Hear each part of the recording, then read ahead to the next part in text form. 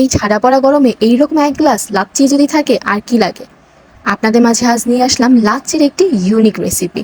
তাই সম্পূর্ণ ভিডিওটা দেখবেন না টেনে। তাহলে চলুন আমরা দেখে নিই কী কী উপকরণ লাগছে। প্রথমে আমি ব্লেন্ডারে একটি জার নিয়ে নিয়েছি, তার ভিতরে দিয়ে দিলাম দই। আমি এখানে অল্প পরিমাণ দই ছিল আমার বাসায়, আমি অতটুকুই দিয়ে দিয়েছি। আপনারা চেষ্টা করবেন বেশি বেশি দই দিতে, যত দই দিবেন তত স্বাদ। দইয়ের পরিমাণ যত বেশি টেস্ট তত বাড়বে। তো দেখুন আমি 2 চামচ দই ছিল, আমি 2 চামচ দই দিয়েছি এবং দোকান থেকে কিনে নিয়ে আসলাম একটি স্প্রাইট, হাফ লিটার পরিমাণের স্প্রাইট নিয়ে নিয়েছি। আমি সম্পূর্ণটাই দিয়ে দিব।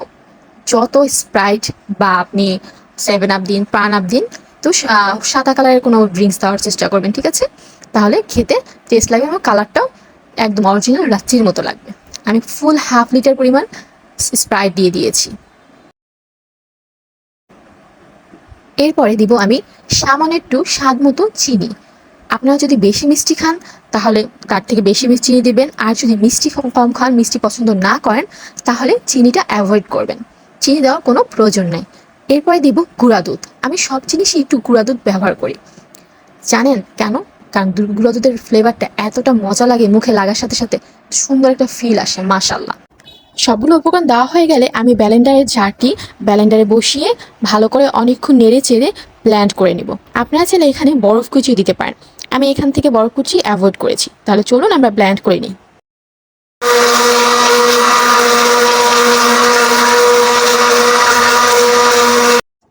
লাচ্ছিটাকে অনেকক্ষণ করে ভালো করে ব্লেন্ড করে নিতে হবে। দেখুন আমি কিন্তু সুন্দর করে ভালো করে ব্লেন্ড করে নিচ্ছি। আপনারা ওইভাবে বেশি করে ব্লেন্ড করে নেবেন। তারপরে তৈরি হয়ে গেল আমাদের ঠান্ডা ঠান্ডা এই গরমের আরাম লাচ্ছি। লাচ্ছিটা এবার পরিবেশনের পালা। আমি একটি জুসের গ্লাসে লাচ্ছি ঢেলে নিলাম।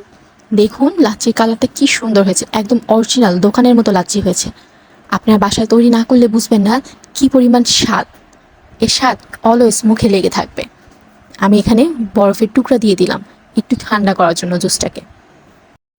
আমার এই লাচ্ছিটা তৈরি করতে মাত্র 5 মিনিট সময় লেগেছে। একদম ঝটপট গরমের আরাম। এই ঠাডা পড়া গরমের ভিতরে এরকম এক গ্লাস লাচ্ছি থাকলে একদম পরনটা জুড়িয়ে যায়। দেখছেন কি পরিমাণ গরম পড়েছে। তাই আমি আজ তৈরি করে ফেললাম ঠান্ডা ঠান্ডা লাচ্ছি। বাসায় যদি আপনাদের দই থাকে তাহলে আর দেরি করেন না, দোকান থেকে একটা স্প্রাইটের বোতল কিনে নিয়ে আসুন আর তৈরি করে ফেলুন ঠান্ডা ঠান্ডা গরমের আরাম লাচ্ছি। আমি আমার বোনের মেয়েকে এই লাচ্ছিটা তৈরি করে খাওয়াইছি। ওতে খেয়ে বলছে, মামুনি একদম অরিজিনাল দোকানের মতো লাচ্ছি হয়েছে, মুখে এর স্বাদ লেগে রয়েছে। ও তো আরও খেতে চাচ্ছিল, কিন্তু আমি সামান্য একটু বানিয়েছি, কারণ বলেছিলাম আপনাদের প্রথমে আমার বাসায় দই কম ছিল। যত দই দিবেন তত স্বাদ, তাই বেশি বেশি করে দই দিয়ে বানিয়ে ফেলুন ঠান্ডা ঠান্ডা লাচ্ছি। আর আমাকে কমেন্ট করে জানাতে ভুলবেন না যে কেমন হয়েছে। সবাই ভালো থাকবেন, সুস্থ থাকবেন। আজকের মতো বিদায় নিচ্ছি, আবারও দেখা হবে নতুন কোনো রেসিপি নিয়ে। তাহলে আল্লাহ হাফেজ। আর লাইক কমেন্ট করতে ভুলবেন না কিন্তু, অবশ্যই লাইক কমেন্ট করে দিবেন।